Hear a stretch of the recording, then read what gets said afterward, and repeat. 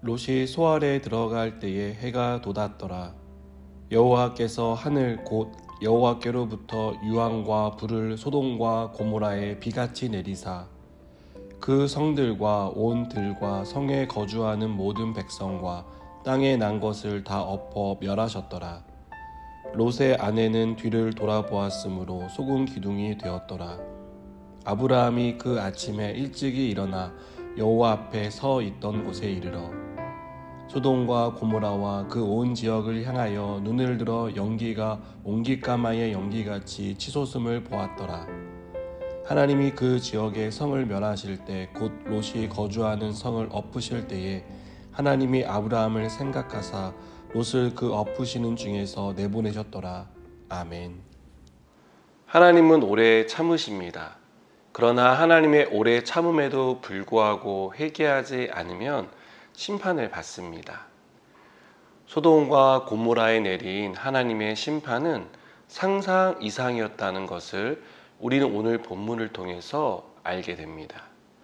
하늘에서 유황과 불이 비같이 내려 소돔과 고모라에 있던 모든 것을 소멸시켰습니다. 소돔과 고모라는 회개할 수 있는 기회를 놓쳤습니다. 그 도시에 의인 10명이 없어서 멸망받은 도시로 우리의 기억에 남게 되었습니다.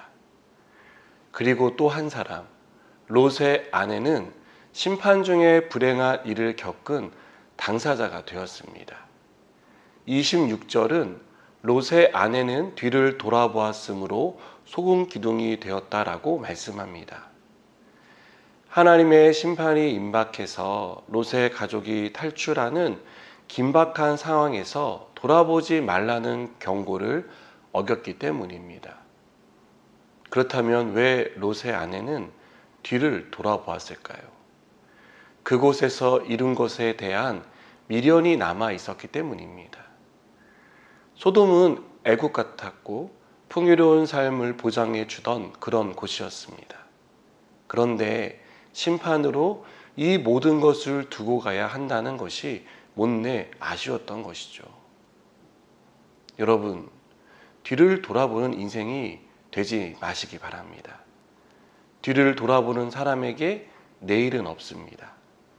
뒤를 돌아보는 사람은 하나님이 이루어 가실 그 일에 대한 기대가 없습니다. 롯의 아내는 소돔에 두고 온 것에 대한 미련만 있었지 하나님이 하실 일에 대한 기대가 없었습니다. 우리가 뒤를 돌아보는 것은 앞으로 행하실 하나님에 대한 기대와 믿음이 없기 때문입니다. 여러분, 뒤를 돌아보지 말고 하나님이 하실 일을 기대하는 사람이 되시기 바랍니다. 하나님이 이루실 일을 기대하는 믿음의 사람이 되시기를 축복합니다. 소돔과 고모라가 멸망할 때 아브라함은 멀리서 이 장면을 지켜보았습니다. 소돔과 고모라는 죄악 때문에 멸망했지만 하나님은 롯과 그 딸들을 구원해 주셨습니다. 롯과 그 딸들이 구원받을 수 있었던 이유에 대해 29절은 이렇게 말씀합니다. 하나님이 아브라함을 생각하사. 아브라함 때문에 아브라함의 기도가 롯과 그의 가족을 구원한 것입니다. 저는 우리가 다른 누구의 도움을 받는 사람이 되기보다 돕는 사람이 되었으면 좋겠습니다. 우리 때문에 믿지 않던 사람이 예수님을 믿는 그런 일들이 일어나길 바랍니다. 우리가 복음의 통로가 되길 바라고요. 우리의 기도가 한 영혼을 일으켜 세우는 역사를 일으키기를 바랍니다. 여러분, 소돔과 고모라의 멸망은 참으로 불행한 사건이었습니다. 하지만 멸망 가운데 하나님의 구원 역사도 일어났습니다. 그리고 그 역사는 기도하는 아브라함을 통해 일어났다는 것을 기억하시기 바랍니다. 저는 주위를 둘러보면서 우리가 살고 있는 시대는 의인 10명이 필요한 시대라고 생각이 들었습니다. 하나님 앞에 바르고 정직하게 사는 사람이 생각보다 많지 않습니다. 이런 시대를 살아가는 우리가 먼저 기도하는 사람이 되었으면 좋겠습니다.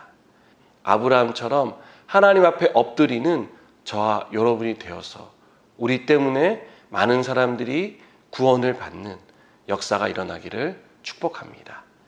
함께 기도하시겠습니다. 하나님, 소돔과 고모라가 멸망하는 가운데 롯과 그의 가족이 구원받을 수 있었던 것은 아브라함의 기도가 있었기 때문임을 오늘 말씀을 통해 배웠습니다. 우리도 이 시대 가운데 의인 10명으로 살아가게 하시고 이 시대 가운데 기도하는 자가 되게 하셔서 우리 때문에 많은 사람들이 구원을 받게 하여 주시옵소서. 예수님의 이름으로 기도드립니다. 아멘.